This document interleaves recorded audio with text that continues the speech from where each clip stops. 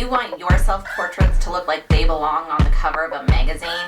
Hi, I'm Vanessa. I've been taking self-portraits for over a decade, and I am going to share with you a quick overview of everything I know to get you on track to getting fire self-portraits. Choose a location that you'd like to shoot in. Most often when people are starting out self-portraits, they feel most comfortable probably doing them at home. I particularly don't love my hand-me-down furniture, so most of the time my self-portraits I use a backdrop, but just incorporate your own house decor. I like to use these old trunks that I have. I sit on them, they're great. Usually I have my plants sitting on them. It's just like my home decor, but I repurpose it for self-portraits. So you can set up and rearrange your living room or your bedroom, whatever you have, to make it work for you. Or if you're like me, you can always do the backdrop thing. And a backdrop can be anything from a huge piece of fabric, like the one that I got here for $3 from a thrift store, or I have painted backgrounds before as well. I have a video to that, and I can link that in the description if you're interested in making your own hand-painted backdrops for self-portraits. I have a stand, although it is falling apart, that I hang my backdrops from, but before I had that, I just pinned stuff to the wall, and you can totally do that too. If inside doesn't work for you, then going outside totally works. Just this past week we had a huge dump of snow, so I was in my backyard doing self-portraits in the snow. Honestly, I'm boiling, so I might just go outside in my backyard and do like a couple shots out there, and then outside it'll just be pretty simple because it's winter. And I hate winter, but it's more aesthetic than my living room. I thought she waved us all goodbye, but here she comes again, crooked half smiling, guns for hands, both in a stranger's bed. Your phone is down. Oh, cold. It's officially going. Just make the most of whatever you have, and always keep this next thing in mind while you're looking at locations. And the next thing is lighting. Now, even though I have ring lights and umbrella lights and all of that jazz, I actually love and prefer to shoot with natural lighting as much as possible. So I am always looking for the room that gets the best window lighting. However, if you want to have a totally different mood or vibe, you can always just grab like a desk lamp or flashlights or whatever you have and get experimental with what you have. But the word photography actually translates into like drawing with light. That's how important lighting is. So make sure that you keep what you're going to use as lighting for your photo like top of mind. Now, the third thing that you're going to want to think about when you're about to do some self-portraits is the styling of the self-portrait. Now, this is the fun part where you really get to shine and show your personality with your outfits, your hair, your makeup, your props, whatever you want to have in your photo. This is where you get to pick it. I have done completely makeup-free, no hair done self-portraits, and I've done like the total opposite end, like avant-garde, but take it as an excuse to like experiment and play around with makeup and hair looks. Now, I personally love to wear clothes with lots of texture, so things like knitted sweaters or lace or velvet. Anything that's got some texture to it will make it interesting and not overly blocky, in my opinion. I also love to pick things with an interesting cut. I find that for most self-portraits, I end up picking something a little bit over the top that I would not probably wear out of the house, but for some reason it just works in a photo. I don't know why, but you can just get away with things in photos that you probably wouldn't walk around doing. Another outfit that I would not be caught walking around town in. I'm actually really excited to shoot with this. I got this on my trip to Salem in the fall with my girls, and it's like this big poofy skirt thing, and I'm ready for a totally different look. Another thing about styling that I like to keep in mind is that since I've already chosen my location and I have a pretty good idea of the lighting that's going to be going on, then I pick outfits that will complement the area. If I don't have something, then I stick with a neutral. Also, I like to get experimental, and sometimes people will be like, don't match your background, but that's exactly what I did yesterday with the outfits and the backgrounds that I was doing, and that's totally fine because usually the best way to take a creative photo is just to like break some rules. So don't feel super limited by anything I'm telling you, really. You could just break rules and call it a creative twist. But with your styling, don't feel like you have to stick with something and play it safe. Now, I almost didn't even really want to talk about this topic, but I guess I should at least mention it. And I am going to talk about gear. So gear for self-portraits, I mean, really the best camera is the camera you have, even if you're just using your cell phone. However, if you're going to buy anything and invest in anything, to go with whichever camera you have, I would recommend a tripod. It will make your life way more easier rather than trying to prop up whatever you're shooting yourself with on whatever random stuff you have around.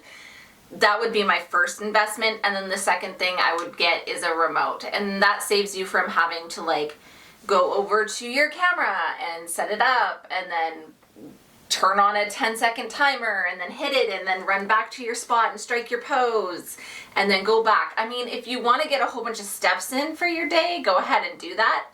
I know I've shot like that plenty of times, but it's not preferable. So I definitely love my remote.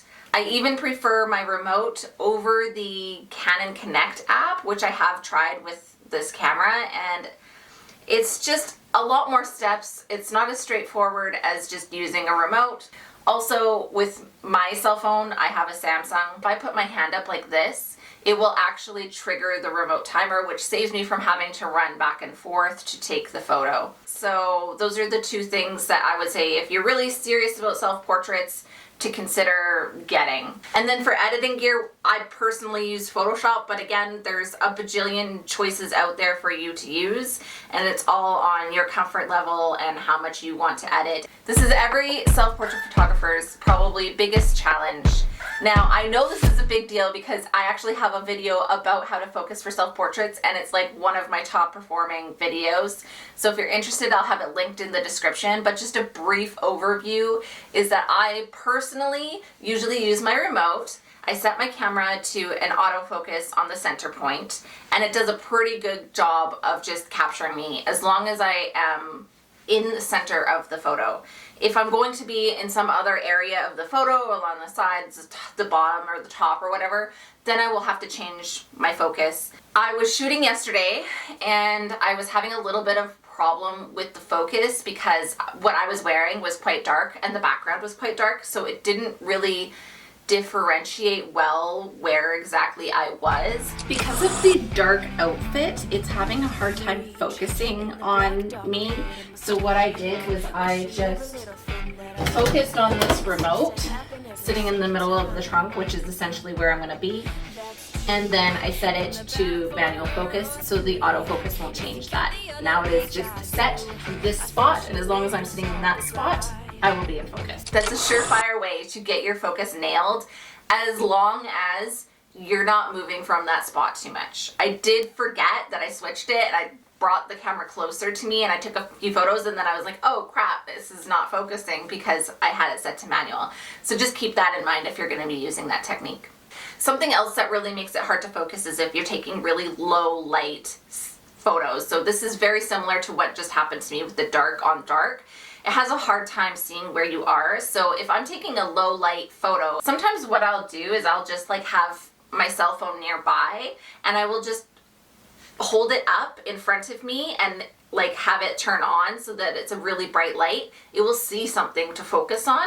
It will focus, and then I'll put it down. Now this next thing is probably an entire video or even series in itself. So if you're interested in learning more, just drop me a comment and I will consider making some more information on posing. Personally, I do a lot of bendy, curled up poses.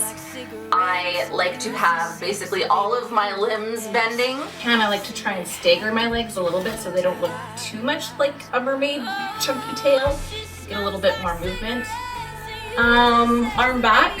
Try not to squish it. If you can, put it behind you. I'm putting a lot of weight on this arm to hold myself on the trunk. And then this arm can kind of like float around as you want. I don't like to be too symmetrical. I might have like one arm here and then one arm like this. Of course, this is all depends on what you're going for, but if you just want kind of like a relaxed, casual, cool pose, that's usually my go-to, is to have staggered bent limbs. Now, of course, you can always change your angle, so I often do lots of photos just facing forward, and then I have ones where I'm kind of on an angle and turn my face towards the camera, and I even like to do photos where I'm facing away and I'm looking over my shoulder at the camera.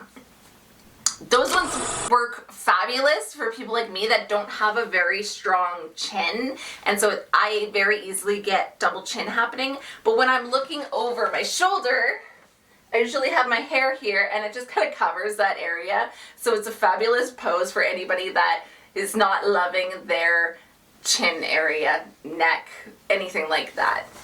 I also tend to do lots of sitting poses. I'm curled up. I like to cover up my tummy because that's an area that I don't love to show. But if you have like super wicked abs or something and you want that to be the focus of your photo, then you would want to have more stretched out open poses than what I typically do. So it's very dependent on you, your body type, your insecurities, things that you want to highlight, things you want to avoid having showcased in your photos. It could be a whole other video all on its own.